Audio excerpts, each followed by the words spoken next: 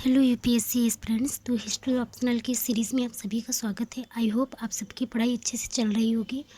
तो हम लोगों ने प्राचीन भारत में कई टॉपिक कवर कर लिए थे, जिसमें से हम लोग अभी जो पिछला लेक्चर था वो था भारत पर ईरानी और यूनानी आक्रमण और उनके प्रभाव। तो उसमें से कुछ टॉपिक हमारा छूट गया था, तो उसे आगे कवर करके फिर हम लोग मौर्य साम्राज्य के बारे में पढ़ते हैं। तो चलिए बिना किसी देरी के लेक्चर स्टार्ट करते हैं। तो जैसे पोरस राज्य को विजित कर सिकंदर व्यास नदी के पार शक्तिशाली मगध साम्राज्य की सीमा पर पहुंचा, जो नंद शासकों के अधीन थी। नंदों की विशाल सेना के कारण सैनिकों ने व्यास नदी के आगे बढ़ने से मना कर दिया।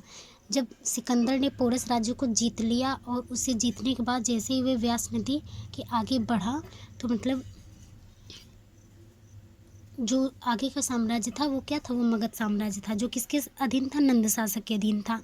तो वो सिकंदर की मतलब सेना जो थी, सिकंदर के जो सैनिक थे, उनको लगा कि जो नंद शासन है उनकी सेना बहुत ज़्यादा विशाल है, उनकी सेना बहुत ज़्यादा बड़ी है। तो वो उनकी सेना देख के भयभीत हो गए और उन्होंने उस क्षेत्र से आगे बढ़ने से मना कर दिया। और दूसरा कारण ये भी है कि वहाँ की जलवायु जो थी उनके अनुकूल नहीं थी, इसलिए ये दो रीज़न थे जिसकी वजह से उनकी सेना आगे बढ़ने से मना कर रही थी।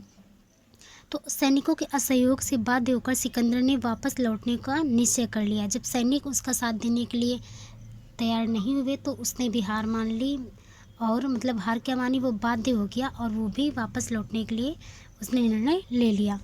भारत से लौटने से पूर्व उसने जितने भी क्षेत्र जीते थे उनको क्या किया, जितने भी उसके मित्र शासक थे उनमें सब में विभाजित कर दिया।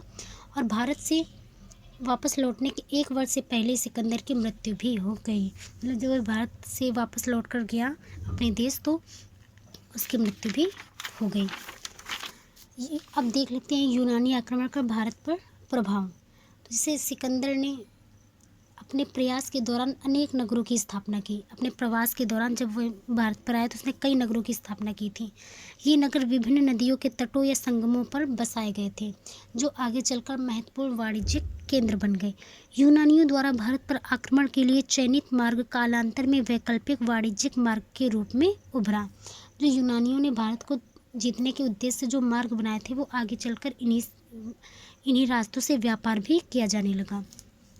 यूनानी संपर्क के परिणाम स्वरूप भारत में यूनानी उलूक शैली तथा चांदी के दम्र सिक्कों का भी प्रचलन हुआ। मतलब जो चांदी के सिक्के होते हैं उनमें यूनानी प्रचलन भी दिखने लगा। जैसे गांधार मूर्तिकला में यूनानी प्रभाव दिखने लगा, कुछ रहन सहन में भी यूनानी प्रभाव दिख गया। इस प्रकार कई क्षेत्रों में हमें यूनानी प्रभाव देखने को मिलता है।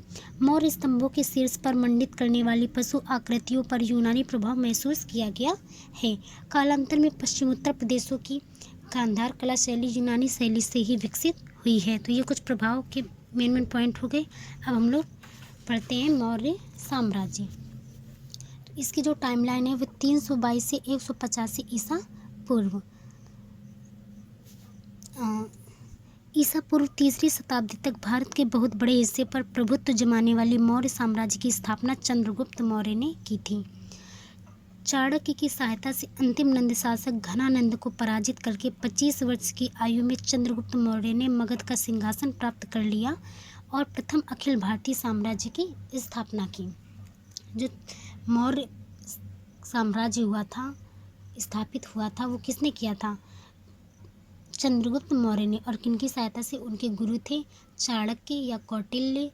तो इनकी सहायता से उन्होंने मतलब भारत को एक अखिल भारत बनाने में मतलब अपना हाथ आगे बढ़ाया। तो जो नंद शासक था उनके समय पे तो नंद शासक, जो अंतिम नंद शासक थे घनानंद को उन्होंने पराजित किया और मौर्य साम्राज्य की स्थापना की। 305 ईस्वी पूर्व में सेल्यूकस निकेटर को पराजित कर उसकी पुत्री कार्नेलिया से विवाह किया। इसी युद्ध की संधि शर्तें में 4 प्रांत मिले, कांधार, हिरात, मकरान, काबुल। और फिर क्या हुआ, 305 ईस्वी में इन्होंने क्या किया था, सेल्यूकस निकेटर को पराजित किया था और उनकी पुत्री कार्नेलिया से विवाह किया था। और इस युद्ध में उनको क्या क्या मिला था, 4 प्रांत मिले थे, कांधार, हिरात, मकरान और काबुल।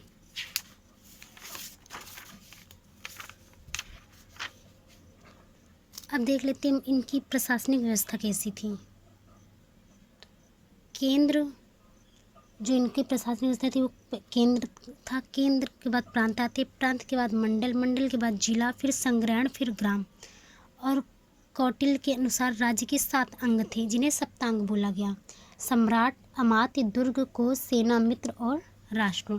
तो मौर्य प्रशासन केंद्रीकृत प्रशासन था जिसकी पहुंच नागरिक जीवन के सभी क्षेत्रों में थी। कौटिल्य के अर्थशास्त्र तथा अशोक के अभिलेखों तथा मेगस्थनीज की इंडिका से मौर्य काल के प्रशासनिक व्यवस्था की जानकारी प्राप्त होती है।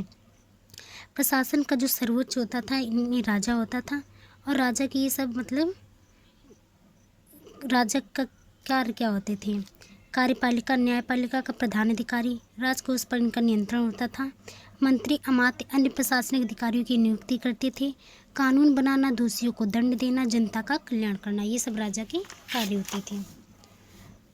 और जो इनका प्रशासनिक स्वरूप था वो पितृसत्तावाद था। अशोक ने स्पष्ट रूप से अपने धौली शिलालेख में घोषणा की है कि सारी प्रजा मेरी संतान है। इससे पता चलता है कि राजशक्ति पितृसत्तावाद पर आधारित थी। अर्थशास्त्र में भी राजा की विवेकशीलता पर बल दिया गया है। और मंत्रिपरिषद, राजा की सहायता के लिए मंत्रिपरिषद की व्यवस्था थी जिसकी नियुक्ति अमात्य वर्गों से योग्यता परीक्षण के आधार पर होती थी। वेतन सबका उच्च था, मतलब जो मंत्रिपरिषद का वेतन था वो सबसे उच्च था। केंद्रीय प्रशासन देख लेते हैं इनका कैसा था। तो अर्थशास्त्र में विस्तृत नौकरशाही का उल्लेख मिलता है। शीर्षस्थ अधिकारी को तीर्थ कहा जाता था जिनकी संख्या 18 थी। फिर इनका प्रांतीय प्रशासन कैसा था? संपूर्ण साम्राज्य का विभाजन प्रांतों में किया गया था। अशोक के काल में 4 प्रांतों व उनकी राजधानी की सूचना मिलती है। जो इनके 4 प्रांत थे वो क्या क्या? उत्तर में तक्षशिला, पूर्व में तोशाली, दक्षिण में सुवर्णगिरी और पश्चिम में उज्जैन।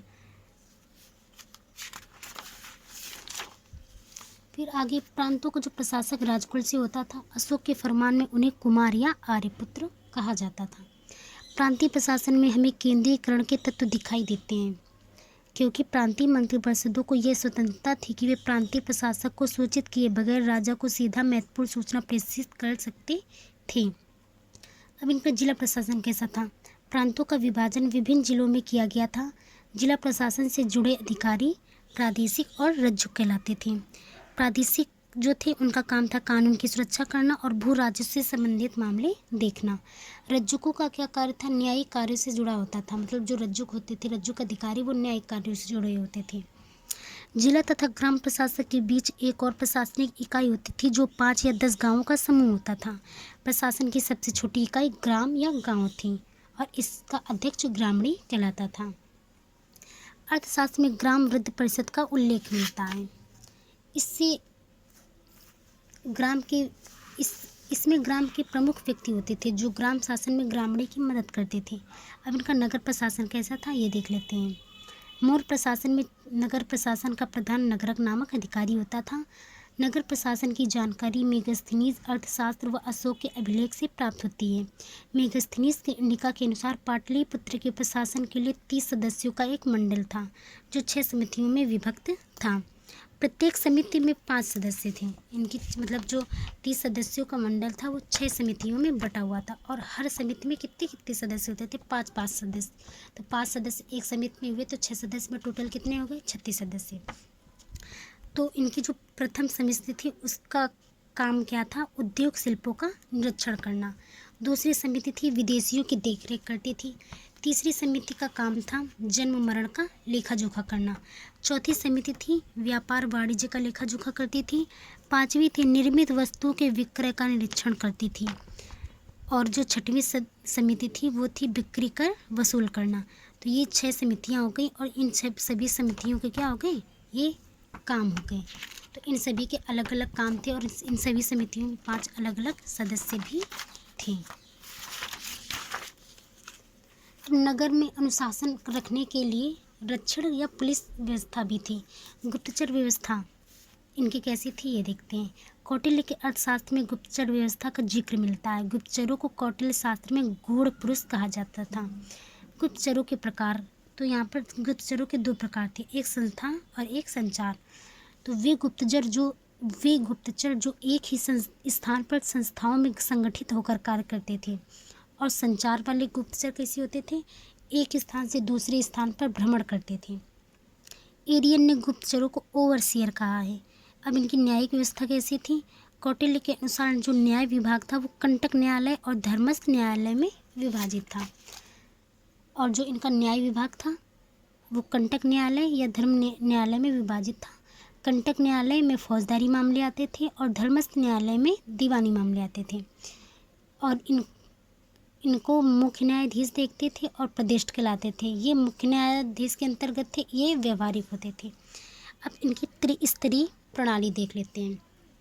तो जो पहली थी ग्राम स्तर पर आधारित, दूसरी थी संग्रहण स्तर पर और तीसरी थी द्रोणमुख स्तर। तो जो ग्राम स्तर पर थी वो थी जनपद संधि न्यायालय, इसके मुखिया क्या कहलाते थे? ग्रामीण। और संग्रहण न्यायालय के मुखिया गोप कहलाते थे। द्रोणमुख न्यायालय के मुखिया को द्रोणमुख कहा जाता था। जो राजा ये थोड़ा प्रीलिम्स के पॉइंट ऑफ व्यू से कुछ शॉर्ट नोट से लिखे, आप लोग देख लीजिएगा। तो अब देख लेते हैं मौर्य साम्राज्य में जो लोक कल्याणकारी राज्य की अवधारणा है, इस पर बल दिया गया था। इसके बारे में देखते हैं। कौटिल्य के अर्थशास्त्र में लोक कल्याणकारी कार्यों को प्रोत्साहन दिए जाने के उदाहरण हैं, जैसे राजा द्वारा मार्ग निर्माण, कुओं व जलाशयों का निर्माण, छायादार वृक्ष लगाना, नहरों का निर्माण। अशोक के अभिलेखों में लोक कल्याणकारी कार्यों पर विशेष बल दिया गया है। जैसे शिलालेख 2 में अशोक ने चिकित्सीय उपयोग वाले फल फूल, कंदमूल इत्यादि के वृक्षों का वृक्षारोपण करवाया। जिला स्तर पर लोगों के न्याय के लिए रज्जुक अधिकारी की नियुक्ति की। और जैसे मतलब एक शिलालेख में ये ज्ञात होता है कि उन्होंने गुजरात में एक शायद वो झील का निर्माण कराया था और झील की मरम्मत करवाई थी। तो इस तरह से इनके लोक कल्याणकारी राज्य की अवधारणा पर ये कुछ कंटेंट हो गया। अब हम लोग अगले लेक्चर पर पढ़ेंगे मौर्य प्रशासन के गुण व दोष क्या थे, और फिर पढ़ेंगे मौर्य प्रशासन के अंतर्गत अध्यक्ष की भूमिका क्या होती थी। फिर अगला टॉपिक हमारा होगा धम्म। मौर्य साम्राज्य में धम्म क्या था और धम्म की आलोचनात्मक व्याख्या। तो थैंक्स फॉर वॉचिंग। अगर कोई डाउट हो तो आप हमें कमेंट्स बॉक्स में मैसेज कीजिए, हम सभी के कमेंट्स का रिप्लाई ज़रूर करेंगे। Thanks for watching.